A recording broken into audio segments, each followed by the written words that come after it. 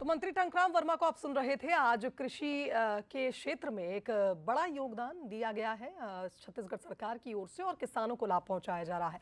आगे बढ़ेंगे, बात करेंगे दिल्ली की, जहां पर राहुल गांधी ने व्हाइट टी शर्ट मूवमेंट की शुरुआत की है। जी हां, मोदी सरकार पर आर्थिक असमानता का आरोप राहुल गांधी लगा रहे हैं और अब आप देखिए उनकी बहुचर्चित व्हाइट टी शर्ट, जिसको लेकर भारत जोड़ो यात्रा के दौरान भी कई बार उनसे सवाल किए गए, ये टी शर्ट अब एक सिग्नेचर मूवमेंट बनने जा रही है।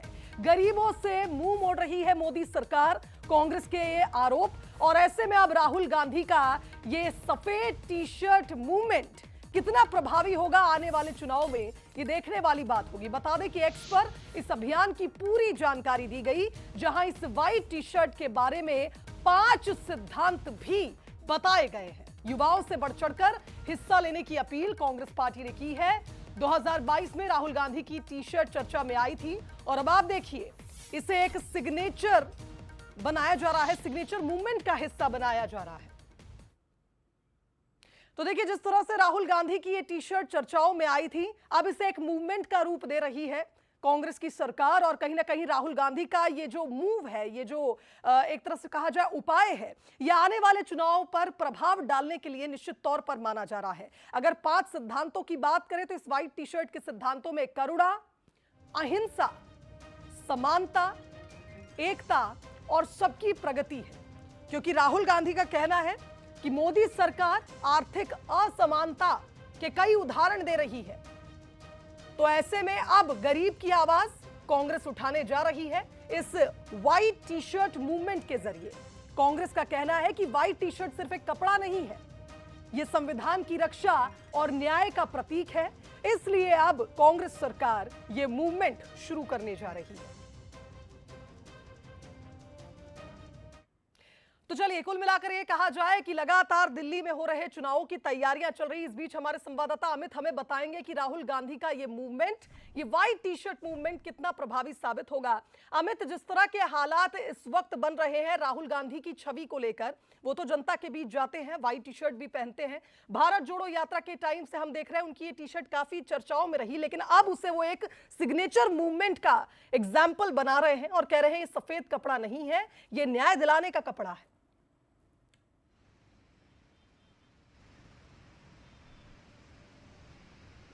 बिल्कुल शुभांगी, देखिए जैसे ही दिल्ली विधानसभा चुनाव की घोषणा हुई उसके बाद राहुल गांधी पूरी तरीके से सक्रिय हो गए। चाहे वो यमुना की बात करें या फिर जो रेहड़ी पटरी पर सामान बेचते हैं या फिर जो ऑटो चालक है, लगातार उनके पास जाके, उनके घरों पर जाकर या सड़क किनारे आकर वो लोगों से बात कर रहे हैं। यमुना किनारे जाकर उन्होंने देखा कि यमुना की क्या हालात है और लोगों को बताया। ट्वीट के जरिए सीधे तौर पर उस यमुना को लेकर भी उन्होंने लिखा था। और रविवार को सीधे तौर पर जो बरेली की टी शर्ट 2022 में खासकर मुद्दा बना था, जब भारत जोड़ो यात्रा चल रहा था, उस समय ये जो टी शर्ट है व्हाइट कलर का, वो सुर्खियों में आया था। और वही सुर्खियां जो है उसको अब कांग्रेस पार्टी जो है, राहुल गांधी जो है, अब वो मुद्दा बनाने में लगी हुई है।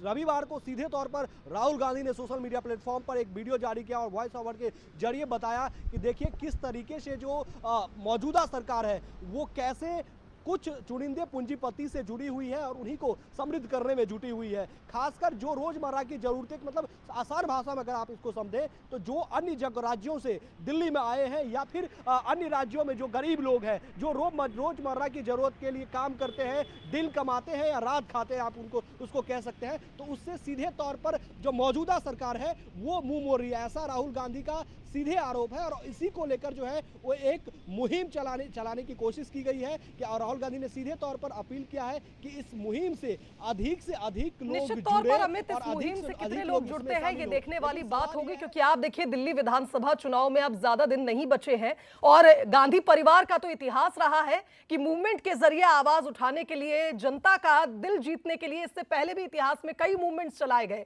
देखना होगा राहुल गांधी की यह पहल कांग्रेस पार्टी को कितना फायदा पहुंचाती है। फिलहाल बहुत शुक्रिया आपका तमाम बातचीत के लिए।